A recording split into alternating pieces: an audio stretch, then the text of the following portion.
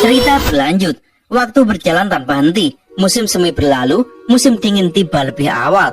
Salju tebal turun sebelum waktunya, membekukan dedaunan layu di cabang-cabang pohon. Angin dingin berembus, menerbangkan salju dan daun kering bersamaan, seperti mengingatkan pada umur manusia yang tak kuasa melawan siklus lahir dan mati. 5 tahun berlalu seperti kedipan mata. 5 orang tua di desa meninggal, 3 bayi lahir. Tanpa disadari, roda reinkarnasi terus berputar, perlahan mengubah segalanya. Suntai pun menua, rumahnya bersebelahan dengan Wang Lin.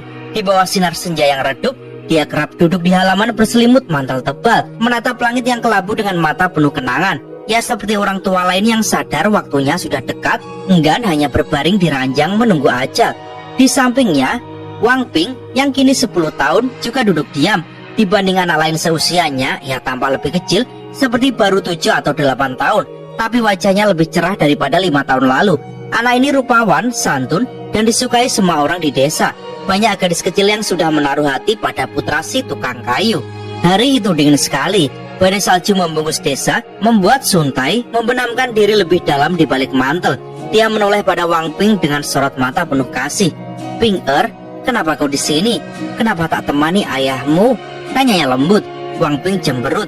"Aku nggak mau pulang, Bibi Zhang di sana lagi." Suntai hanya tertawa kecil, menggeleng. "Nak, tenang saja, ayahmu takkan mau." Tapi Wang Ping bersikeras menghitung dengan jari. "Aku hitung sendiri. Dalam 3 tahun terakhir dia sudah datang 12 kali. Kenapa semua bibi itu suka sama ayah?" Suntai terkekeh melihat kepolosannya, lalu menunjuk keluar pagar. "Jangan pusing soal itu, lihat ke sana. Sepertinya putri kedua keluarga Zhou mau menemuimu." Wang Ping kaget, ia mendongak, mendapati seorang gadis kecil berwajah memerah mendekat sambil berseru manja. "Kakak Wang, kau di sini?" Wang Ping mendengus kesal. "Aku nggak di sini, pulang sana," teriaknya. Lalu berjalan keluar halaman, menolak menatap si gadis yang akhirnya berlari pergi dengan mata berkaca-kaca. Suntai hanya tertawa puas melihat tingkah anak-anak itu. Senyumnya dipenuhi kehangatan meski angin musim dingin menggigit tulang. Sementara itu di rumah sebelah, Wang Lin menghadapi masalah yang lain. Wajahnya sudah menua dalam 5 tahun ini. Penampilannya dibuat lebih manusiawi, tidak lagi muda seperti dulu. Garis-garis halus menghiasi wajah paruh bayanya, namun matanya menyimpan kedalaman yang aneh, seolah pernah melihat terlalu banyak kehidupan dan kematian. Di depannya, seorang wanita muda sedang menceramainya dengan serius. Suaranya lembut tapi mendesak. "Saudara Wang, Wang Ping sudah 10 tahun. Dia tumbuh tanpa ibu. Kalau bukan demi dirimu sendiri, setidaknya pikirkan anak itu. Putri keluarga Zhou cantik, mau menikah denganmu. Bahkan bersumpah akan memperlakukan anakmu seperti darah dagingnya sendiri. Apalagi yang kurang." Wang Lin hanya tersenyum pahit. "Hal seperti itu, sudahlah." Wanita itu tak menyerah. "Kau keras kepala sekali. Aku tahu kau mencintai mendiang ibu Ping tapi hidup harus terus berjalan. 10 tahun lalu kau datang ke sini hanya membawa bayi. Waktu itu aku sendiri belum menikah. Sekarang anakku sudah 8 tahun. Percakapan mereka terpotong ketika Wang Ping menerobos masuk tanpa basa-basi. Ia menatap perempuan itu dengan dingin, lalu menoleh pada ayahnya. "Ayah, aku lapar." Wang Lin tertawa getir, jelas lega dengan alasan anaknya. "Baiklah, kita sudahi saja pembicaraan ini," katanya pada si wanita. Wanita itu menghela nafas, mengusap kepala Wang Ping yang langsung menghindar. "Dasar anak keras kepala, belajarlah dari ayahmu. Dia orang paling sabar di desa. Itulah kenapa semua perempuan ingin menikah dengannya," ujarnya sambil tertawa lalu pergi. Saat suasana tenang, Wang Ping menatap ayahnya dengan ragu, tapi Wang Lin hanya tersenyum. "Anak kecil tak perlu pikirkan hal-hal seperti ini. Bibi Zhang itu baik, sudah, minum obatmu." Wang Ping cemberut. "Tapi dia mau jadi ibuku. Huzier dapat ibu tiri, sekarang dia kurus kering, selalu dimarahi." Wang Lin tak bisa menahan tawa, ia mengacak rambut anaknya. "Baiklah, ayah janji tak akan carikan ibu tiri untukmu. Sekarang minum obatmu." Wang Ping meneguk obatnya. Kali ini rasanya tak lagi pahit karena manis yang lahir dari cintanya pada ayahnya. Ia menatap Wang Lin dengan tulus. "Ayah, aku akan selalu menemanimu. Tunggu aku besar, aku akan merawatmu." Wang Lin menepuk kepalanya dengan hangat. Setelah itu dia keluar, membersihkan salju di halaman, lalu sibuk lagi dengan pekerjaan tukangnya. Dari jendela, Wang Ping menatap punggung ayahnya yang membungkuk. Dia ingat suatu hari, saat masih 4 tahun, ia bertanya tentang ibunya. Saat itu ekspresi ayahnya sangat aneh, campuran sedih dan pilu yang tak pernah dia pahami. Sampai sekarang, sejak hari itu ia tak pernah menanyakannya lagi. Musim dingin berganti musim semi, sekolah bisa dibuka, anak-anak belajar membaca dan menulis. Hari-hari berlalu tenang seperti air tanpa riak. Di balik ketenangan itu, kelelahan di hati Wang Lin sedikit demi sedikit terhapus. Selama 10 tahun, Wang Lin tak lagi mengejar pencerahan. Ia hanya menatap tumbuh kembang anaknya dengan hati seorang ayah. Ia bahkan hampir melupakan dirinya seorang kultivator. Namun, diam-diam pemahaman tentang hidup dan mati tumbuh di hatinya. Ia memahami kematian dengan sangat dalam, namun belum memahami kehidupan. Pemahaman yang ini perlahan mendekatkan jantung Dao pada kesempurnaan. Jika ada kultivator lain yang melihat hal ini, mereka pasti terkejut, karena domain seorang kultivator hampir tak pernah berubah. Tapi Wang Lin berjalan menuju evolusi besar. Meski pemahaman tentang karma mulai muncul, tanpa pemahaman kehidupan, domainnya belum bisa sepenuhnya berkembang. Ia sadar betul ini adalah momen penentu baginya. Namun jika bisa memilih, ia lebih suka tak membayar harga ini, harga yang diidamkan semua kultivator. Musim semi berganti musim gugur. 6 tahun lagi berlalu, Sun Tai akhirnya menua dan ajalnya tiba lebih cepat dari perkiraan. Saat ia berbaring untuk terakhir kalinya, hanya Wang Lin dan Wang Ping yang menemaninya. Tubuh tuanya rapuh seperti daun yang sempat terombang-ambing badai salju 6 tahun lalu. Wang Ping kini 16 tahun, ia tumbuh tinggi, menawan dengan sorot mata bersih, semakin mirip Liu Mei. Melihat ayahnya menatap Sun Tai yang sekarat, Wang Ping mengerti banyak hal. Ia tahu betapa dalam rasa hormat ayahnya pada orang tua itu, bukan dari kata-kata, tapi dari hati. Dan Wang Lin kini tampak lebih tua, menatap sahabat lamanya dengan kesungguhan yang tenang, suaranya pelan tapi mantap. Sun Tai, aku akan menepati janji yang dulu kuberikan padamu. Tidak ada yang bisa lepas dari hidup dan mati. Sun Tai menatap ayah dan anak di depannya, lalu tersenyum tipis. Wajahnya tampak damai ketika nyala hidup terakhirnya padam seperti api lilin tertiup angin. Wang Lin menatapnya dalam diam, mengingat semua pertarungan, semua dendam yang sudah menjadi debu. Sun Tai menatap balik dengan mata suram yang seolah menembus waktu ratusan tahun. Kembali ke masa di alam surgawi hujan, kilasan kenangan melewati matanya, hingga akhirnya berhenti di satu titik yang hening dan menua. Dia bergumam lirik, jarak hidup dan mati sebenarnya sesingkat ini. Lalu Sun Tai memejamkan mata selamanya. Wang Ping menangis memanggil, "Kakek Sun." Air matanya menetes membasahi tanah. Wang Lin hanya mengusap kepala anaknya dengan tatapan yang telah melihat hidup dan mati ratusan kali. Untuknya, semua itu seperti asap, muncul lalu lenyap tanpa meninggalkan bekas di hati. Makam Sun Tai didirikan di belakang desa Bulan Jatuh, sama seperti semua orang yang telah mati di sana. Wang Ping sendiri yang mengukir tulisan di batu nisan makam Sun Tai diukir oleh cucunya Wang Ping. Saat Wang Ping berumur 12 tahun, Sun Tai mengangkatnya sebagai cucu angkat dan Wang Lin membiarkannya. Meski mereka teman sebaya, Sun Tai sangat menghormati Wang Lin dan Wang Ping pun bisa merasakannya. Sebenarnya, makam itu tidak memiliki jasad. Tubuh Sun Tai sudah menjadi abu yang Wang Lin simpan di dalam kantong penyimpanan. Itulah janjinya. Waktu berjalan cepat, Wang Ping tumbuh semakin tampan, mewarisi pesona ibunya. Sementara Wang Lin semakin tua, ribut di wajahnya membuat para wanita desa berhenti membicarakan perjodohan untuknya. Namun untuk Wang Ping, perhatian itu justru terus berdatangan. Meski begitu, Wang Ping sangat mirip ayahnya, tenang, sedikit bicara, tapi matanya memancarkan kebijaksanaan. Suatu sore, setahun setelah Sun Tai meninggal, Wang Lin duduk di halaman memahat kayu. Wang Ping ada di sampingnya, memperhatikan dengan serius. Wang Lin berkata tanpa menoleh, "Ukiran butuh hati. Setiap goresan harus membekas diingatan." Wang Ping hanya mengangguk, lalu ikut memahat dengan penuh kesungguhan. Saat matahari terbenam, bayangan ayah dan anak itu membentang panjang. Sikap mereka begitu mirip, seolah waktu membeku dalam keabadian. Saat lampu dinyalakan di halaman yang gelap, Wang Lin bertanya pelan, "Sudah kau pikirkan?" Wang Ping hanya diam, menunduk menatap ukiran kasar yang masih jauh dari sempurna. Itu adalah patung Sun Tai. Dengan pose menantang langit, tangan membentuk segel, awan di kakinya seperti sosok legendaris. Wang Ping kemudian berbisik ragu, "Ayah, kenapa aku tidak boleh mempelajari ilmu kakek Sun?" Wang Lin menarik napas panjang. Dia tahu Sun Tai diam-diam meninggalkan metode kultivasi pada Wang Ping. Bahkan, itulah salah satu alasan Sun Tai mati lebih cepat. Wang Lin menatap anaknya, melihat sosok Liu Mei dalam wajah itu, tapi juga ketenangan yang dia wariskan. Perlahan ia menjawab, "Karena jalan kultivator bukan untukmu." Wang Ping menahan senyum getir. "Ayah, aku bahkan belum pernah mempelajarinya." Wang Lin mengangguk, dia tahu itu. Anak ini mematuhi semua kata-katanya. Lalu Wang Ping menunduk, suaranya bergetar. Ayah juga seorang immortal bukan?" Wang Lin menatap langit gelap dan menjawab lirih. Bukan immortal, hanya seorang kultivator. Bulan naik ke langit, menumpahkan cahaya dingin ke halaman. Angin membuat lampu berayun pelan. Wang Ping bergumam, jadi ayah ingin aku hidup seperti orang biasa? Wang Lin menghela napas berat. Ya. Wang Ping menunduk, merasakan beban yang tak bisa dia lawan. Ya, ayah, aku tidak akan berkultivasi. Wang Lin membalik badan, masuk ke dalam kamar. Suaranya terdengar pelan dari dalam. Ping minum obatmu. Wang Ping hanya berdiri diam sejenak, lalu masuk ke dalam. Punggungnya tampak berat oleh keengganan. Dalam hati Wang Lin ada kesedihan yang dalam. Selain berkultivasi, aku akan memberimu segalanya di dunia, katanya pelan. Wang Ping tak menjawab, dia hanya memejamkan mata, menerima semuanya. Waktu berjalan seperti air di bawah sinar bulan. Dalam sekejap, 3 tahun berlalu. Wang Ping kini berusia 19, makin mirip Liu Mei. Tampan, berwibawa, tapi dengan tatapan yang tenang. Wang Lin makin tua, keriputnya menua bersama kenangan.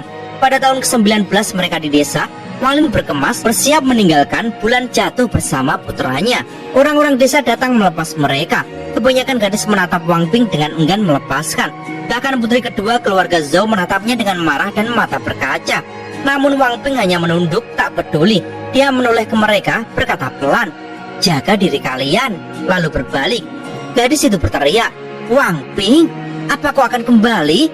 Wang Ping berhenti sebentar. Suaranya lirih, dingin. Mungkin tidak. Gadis itu menangis, menjerit membenci namanya. Wang Ping mengerutkan kening, menahan getir, lalu berjalan ke sisi ayahnya. Wang Lin menoleh dengan senyum tipis yang bukan senyum, melihat tatapan penuh cinta tapi tanpa kata-kata. Wang Ping menghela nafas pelan. Ayah, kenapa gadis-gadis itu begitu merepotkan? Terutama Zhou Ruotong. Wang Lin hanya tertawa. Kau tidak suka padanya? Wang Ping menunduk. Aku tidak. Tapi saat dia menangis, rasanya ada sedikit keengganan di hatiku. Scene lalu beralih. Meskipun sebagian besar planet Ranyun tertutup air, pegunungan tinggi dan daratan luas masih menantang langit. Dulu bencana merenggut energi spiritualnya, membuatnya menurun, tapi bahkan begitu tetap lebih baik daripada planet Vermilion. Di antara gunung-gunung itu, siluet seorang ayah dan anak tampak mendaki bersama. Mereka berdiri di puncak dunia, memandangi awan yang bergulung-gulung, seolah bumi sendiri telah menyusut hingga bisa mereka genggam dengan tatapan. Angin menderu di telinga mereka. Wang Ping berdiri tegak, menatap jauh ke depan. Di sana jiwanya berubah, tumbuh. Mereka mendaki gunung demi gunung. Tubuh Wang Ping yang dulu lemah mengeras oleh perjalanan. Dalam matanya, ayahnya adalah sosok luar biasa, baik selama 19 tahun damai di desa, maupun dalam tantangan melawan dunia yang mereka jalani sekarang. Semakin jauh mereka melangkah, semakin Wang Ping melupakan keruwetan dunia. Hanya ada langit, bumi, air, dan ayahnya. Tak ada rasa kesepian, hanya kebebasan roh. Tak peduli setinggi apapun gunung, semua takluk di bawah kaki mereka. Wang Ping tetap manusia biasa, tapi hatinya ditempa hingga mencapai ketinggian baru. Baginya, mendaki bukan sekedar menaklukkan tanah, tapi menaklukkan dirinya sendiri. Ia belajar menenangkan pikiran, mengukir tekad di setiap langkah. Ia menggunakan tubuh fana untuk mewarisi cita-cita ayahnya yang menentang langit. Ayahnya tak pernah memberinya metode kultivasi. Sebaliknya, Wang Lin menuntunnya dengan cara lain. Saat haus, minumlah dari mata air. Lapar, makan buah liar. Lelah, tidurlah di tanah dengan langit sebagai selimut. 3 tahun perjalanan ini membuat hormat Wang Ping pada ayahnya kian dalam. Bagi Wang Ping, ayahnya adalah manusia paling menakjubkan di dunia. Setelah menaklukkan gunung, mereka beralih ke sungai. Bayangan mereka terlihat menyeberangi arus deras, mendengarkan raungan air yang seolah menantang langit. Di atas perahu sunyi, Wang Ping merenung dalam diam. Pikirannya berubah perlahan. Dia belajar menantang ombak yang mengguncang perahu mereka. Tawa mereka bergema di sepanjang aliran sungai. Bahkan Wang Lin yang jarang tertawa, kali ini tertular oleh kebahagiaan putranya. Wang Ping merasa selama ayahnya ada, tak ada yang perlu ditakuti. Dia berseru pada ayahnya, suaranya penuh tekad. Ayah, aku akan menemanimu seumur hidup. Bahkan jika aku mati dan bereinkarnasi, aku tak akan pernah melupakanmu. Perahu itu menuruni sungai yang melingkari separuh planet Ranyun hingga akhirnya tiba di laut. Perjalanan darat mereka selesai, tapi lautan baru menunggu untuk dijelajahi. Di atas kapal yang menembus angin asin, dunia Wang Ping meluas. Ia melihat pulau-pulau misterius, ombak yang menelan cahaya petir, paus sebesar desa, bahkan fata morgana yang menipu mata. Luasnya lautan membuatnya sadar, samudra ini seperti ayahnya, tak bertepi, dalam dan abadi. Gunung terakhir yang mereka daki adalah Guilian di dekat desa Bulan Jatuh. Di sana, sifat kekanak-kanakan di wajah Wang Ping lenyap. Usianya 27 tahun, matanya bersinar dengan tekad. Selama 8 tahun perjalanan, sedikit demi sedikit, kebencian yang dulu menodai jiwanya tersapu bersih. Melihat putranya, Wang Lin hanya tersenyum. Inilah cara yang ia rencanakan sejak lama untuk membantu Wang Ping melepaskan kebencian. Pil dan mantra hanya bisa menghapus sebagian, sisanya harus Wang Ping lepaskan sendiri. Di puncak Kuilian, awan tebal menggulung. Hujan turun disertai petir yang menggetarkan langit. Hujan membasahi tanah, membuat debu-debu berterbangan hanya untuk jatuh kembali. Seperti para kultivator yang ingin mencapai langit, tapi dijatuhkan lagi oleh karma. Lalu hujan reda, pelangi muncul, melengkung indah di langit. Warna-warnanya seperti menggenggam rahasia daus surga. Namun keterangan itu dipecah oleh suara siulan tajam. Sebuah pedang terbang melesat membelah langit, seolah hendak menantang pelangi. Di atas pedang hijau berdiri seorang pria parubaya. Perbandingan cahaya pedang tampak seperti dewa. Dia hanya menoleh singkat ke arah Wang Lin dan Wang Ping. Kagum melihat mereka bisa mendaki setinggi ini, lalu ia melesat pergi. Wang Ping terpaku. Ayah, dia? Apakah dia immortal? Wang Lin menghela napas pelan. Ya. Wang Ping terdiam lama sebelum akhirnya menatap ayahnya dengan mata jernih. Ayah, bolehkah aku benar-benar tidak berkultivasi? Pandangan Wang Lin menatap pelangi yang perlahan memudar. Dalam matanya terpendam kesedihan yang tak terkatakan. Ia hanya menggeleng pelan. Wang Ping tak berkata apa-apa lagi. Mereka menuruni Kuilian tanpa banyak kata, lalu berjalan ke kota. Dalam kereta yang bergoyang pelan di jalan berbatu, Wang Ping menunduk diam. Akhirnya dengan suara sangat lembut dia berbisik, Ayah, aku ingin berkultivasi. Itu adalah kali kedua dia memohon seperti itu. Wang Lin menatap keluar jendela. Suaranya tenang tapi tegas. Kau tidak cocok untuk berkultivasi. Wang Ping menatap punggung ayahnya berusaha mengerti. Ayah, kenapa? Wang Lin hanya menoleh, menatap anaknya dalam diam. Sama seperti 10 tahun yang lalu, tak ada jawaban yang bisa ia berikan. Suara roda kereta yang berderak pelan menelan sisa percakapan. Akhirnya Wang Ping menunduk, suaranya nyaris tak terdengar. Saya mengerti, Ayah. Wang Lin menatap keluar jendela kereta, menarik pandangannya perlahan agar Wang Ping tak bisa melihat kesedihan yang bersemayam di matanya. Tidak ada seseorang pun yang tahu alasan sejati mengapa ia tak mau membiarkan Wang Ping berkultivasi. Bukan Sun Tai, bukan Wang Ping sendiri, hanya Wang Lin yang memikul rahasia itu. Ia tak bisa memberitahunya, demi anaknya ia tidak bisa. Dan ini sama sekali tak ada hubungannya dengan Liu Mai. Wang Ping tak mendengar desahan pelan ayahnya. Mereka terdiam, sunyi di dalam kereta itu kian menegangkan ruang di antara mereka. Wang Lin hanya menatap hujan belantara di luar jendela, seolah mencari jawabannya di antara pepohonan. Setelah lama, Wang Ping menoleh pelan, matanya menatap samping wajah ayahnya. Wajah yang dulu kokoh kini mulai tampak keriput dimakan waktu. Hatinya terasa sesak. Ia tak tahan lagi. Dengan suara yang sangat lembut ia berkata, Ayah, aku salah. Wang Lin berbalik perlahan, senyum ramah terbit di wajahnya, tapi ia tak mengucapkan sepatah kata pun. Tak lama, kereta pun melaju memasuki kota air yang luas, kota besar yang megah, ibu kota salah satu dari 3 kerajaan Ranyun. Sungai besar mengalir di sisinya, membuat kota ini ramai dan makmur. Kereta berhenti di sebuah stasiun dan mereka turun ke keramaian. Bagi Wang Ping, ini pertama kalinya melihat dunia yang semarak seperti itu. Rumah-rumah bertingkat tinggi, pasar hiruk-pikuk, suara manusia bersaut-sautan. Matanya yang semula muram kembali berbinar, seakan melupakan pertengkaran sunyi tadi. Wang Lin hanya menatapnya sekilas sebelum melangkah menuju restoran di bagian timur kota. Bangunan itu mewah, ramai dengan suara tawa dan denting piring. Pelayan menyambut mereka dengan senyum lebar, membimbing ayah dan anak itu ke meja dekat jendela. Tidak lama kemudian, anggur harum dan makanan lezat tersaji di hadapan mereka. Wang Ping yang tampan menarik perhatian banyak wanita di restoran. Namun ia tampak sudah terbiasa, sejak kecil pun banyak yang memuji rupanya. Wang Lin tidak menyentuh sumpit, ia hanya meneguk anggur pelan. Wang Ping mencicipi hidangan seadanya. Suasana tenang sebelum Wang Lin membuka mulut, suaranya datar. Mulai sekarang kita akan tinggal di sini. Pertama kita perlu membeli rumah. Wang Ping mengangguk, tersenyum. Ayah, tempat ini bagus sekali. Setelah sekian lama menatap gunung dan sungai, rasanya seperti baru saja masuk ke dunia lain.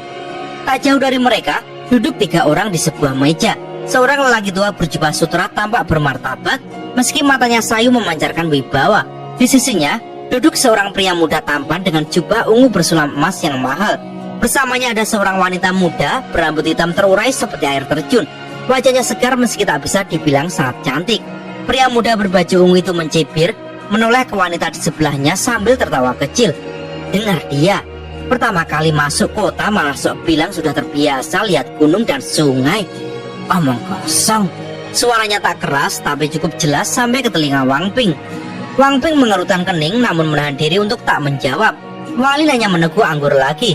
Tatapannya seolah santai tapi menyapu mereka sekilas. Wanita itu mengerutkan kening menoleh pada si pria ungu. Apa lucunya? Tanyanya pelan. Pria itu menoleh, suaranya meledak. Junior Sister King Yi, apa salahnya tertawa? Anak desa masuk kota lalu pamer pengalaman. Lucu bukan? Wanita itu hanya mendesah, menoleh ke tempat lain tanpa kesal. Si pria berbaju ungu mendengus. Ia sebenarnya kesal karena sedari tadi wanita yang dingin itu sempat menatap Wang Ping begitu masuk restoran. Cemburu membakar dadanya. Ia menatap Wang Ping tajam, suaranya sengaja dipelankan tapi memancing. Sayang sekali, wajah secantik itu lahir pada laki-laki. Kalau perempuan, pasti jadi perayu ulung. Sayangnya cuma pantas jadi pelacur. Provokasi itu menetes seperti racun. Wang Ping diam, menaruh sumpitnya, menoleh pelan ke pria itu. Suaranya tenang tapi tajam seperti pisau. Wajahmu juga bagus. Sayangnya lahir untuk seorang cacingan. Sungguh disayangkan. Pria berbaju ungu itu merah padam, siap membalas, tapi lelaki tua di sebelahnya mengurutkan kening dan berteriak. Tak tahu sopan santun. Biar orang tua ini mengajarimu. Sumpit di tangannya dilempar, melesat secepat kilat ke arah bahu Wang Ping. Gerakannya mengandung kekuatan kultivasi. Jika mengenai, tangan Wang Ping bisa lumpuh seumur hidup. Wanita bernama King Yi berseru kaget, hendak berdiri untuk menahan. Tapi sebelum sumpit itu sampai, ia tiba-tiba kehilangan tenaga, jatuh pelan ke samping Wang Ping. Wang Lin menaruh kendi anggur. Tatapannya dingin, satu lirikan tajam menembus lelaki tua itu. Dalam sekejap, lelaki tua itu seperti disambar kilat di kepalanya. Matanya terbelalak ketakutan, rasanya seperti ribuan petir meledak dalam pikirannya. Tubuhnya kaku, tangan dan kaki bergetar, aliran darahnya mengalir mundur. Sebuah rasa sakit luar biasa menekan dari antara alisnya, seolah belati menembus otaknya. Retakan muncul pada inti emas di tubuhnya, energi spiritual bocor ke darah. Dia ingin berbicara, tapi kursinya retak di bawah tubuhnya. Dia jatuh ke lantai, wajah pucat, tangan gemetar meraih pil dan menelannya cepat-cepat. Dengan susah payah, ia hancurkan batu giok pesan untuk memanggil bantuan. Restoran hening. Beberapa tamu yang cerdas segera membayar cepat dan kabur. Pria berbaju ungu terpaku ketakutan. Dia bahkan tidak berani menatap lelaki tua itu. Matanya malah gelap menatap Wang Lin dan Wang Ping, penuh kebencian tak berdaya. Wanita itu hanya terpaku memandangi ayah dan anak itu. Dia tak pernah membayangkan pria tampan yang diam-diam itu punya ayah setangguh ini. Wang Lin menoleh kembali pada putranya. Suaranya dingin seperti pisau. Aku tidak butuh orang lain mengajari anakku. Dia meraih kendi anggurnya, meneguk pelan. Dan di ruangan yang tadinya ramai, hanya ada keheningan yang menyesakkan. Seakan semua orang menahan nafas, menatap ayah dan anak yang kini duduk tenang di meja mereka. Dan cerita pun bersambung.